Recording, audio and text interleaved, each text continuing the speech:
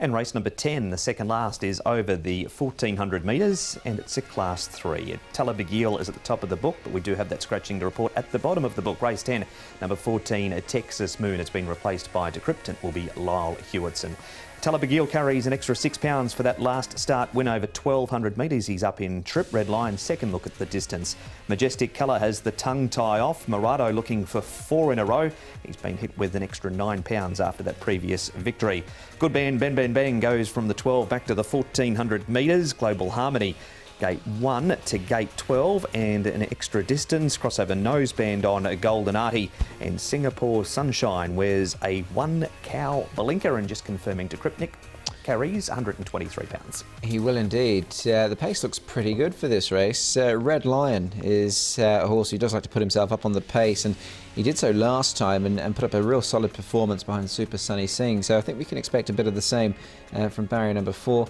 Master Hero, Golden Arty, perhaps not too far away. Now Morado is a horse who's been in excellent form.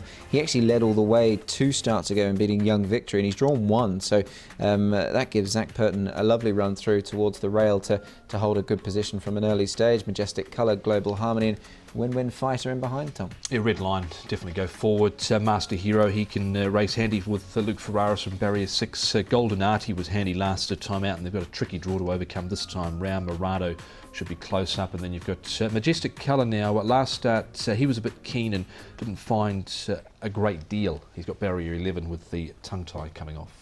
He is in our third replay is Majestic Colour, but we're going to start, Nick, with a Talabigil and Global Harmony.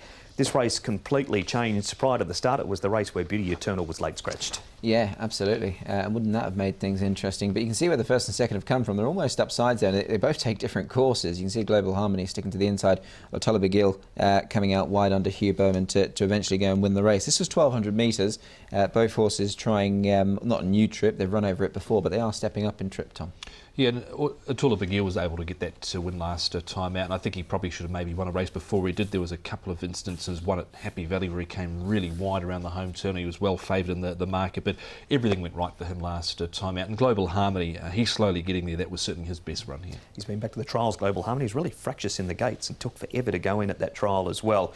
Red Lion leads them for home in this replay, Tom. He does, and look, he was just cut down late by Super Sunny Singh, who of course goes around in the final race, and it was sort of headed at the 250 metres. The horse on his outside at this point is A-Pal. He unfortunately bled with this run, and there was nothing wrong with the run at all, Nick.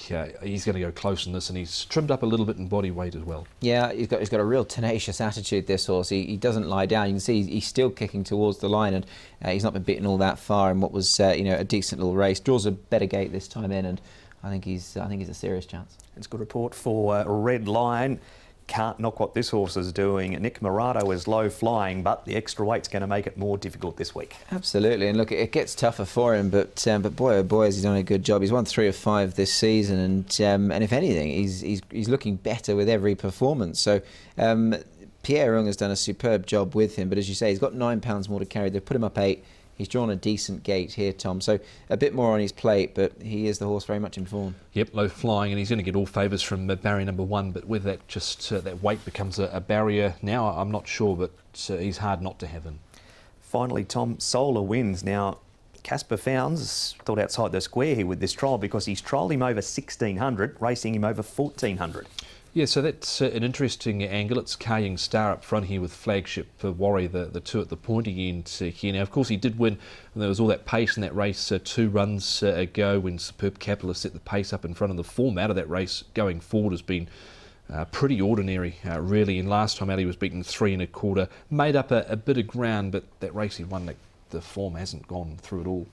No, it hasn't, and it's something that Casper does, I think, from the odd time to time. He does trial them up over a bit of a distance, even if they are sort of shorter runners. I remember him doing it one day with Kakoshi Masu at Happy Valley. He was trialling him over 1700, and he's a 1200 metre horse, so he does do that. But yeah, look, it's an interesting race. He's got his chance at a bit of a price, possibly. Okay, we're hoping there's a heap of speed on again, Tom. Yeah, he will be, but I'm going to settle with the Red Line, who'll be up on the pace, setting the fractions here.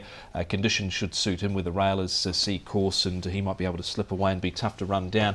Morado's in, or Talabigil, and Global Harmony certainly improved last time out. He's got barrier 10. He was a little bit slow away. Nothing wrong with his trial coming into this. 2, 4, 1 and 10. Yeah, I've got very similar numbers to Tom, albeit the fourth selection differs slightly. But Red Lion on top for me. I think this horse is very much ready to win one, and I think he's got an exceptional chance in this race, judged on his form overall. Murado in for second is racing extremely well. You'd be hard pushed to leave him out of your numbers, but things are getting tougher. But he once again has got a decent draw. Ortola Beguil goes in as well. He's a big price for a last start winner, and he does draw a much better gate this time in. And I've thrown the 11 Golden Artie in at a bit of a price down at the bottom. I haven't minded his last couple of starts, and they put a cross noseband on first time. Wide draw is against him, but I didn't think his last two starts have been the worst. 2, 4, 1, 11.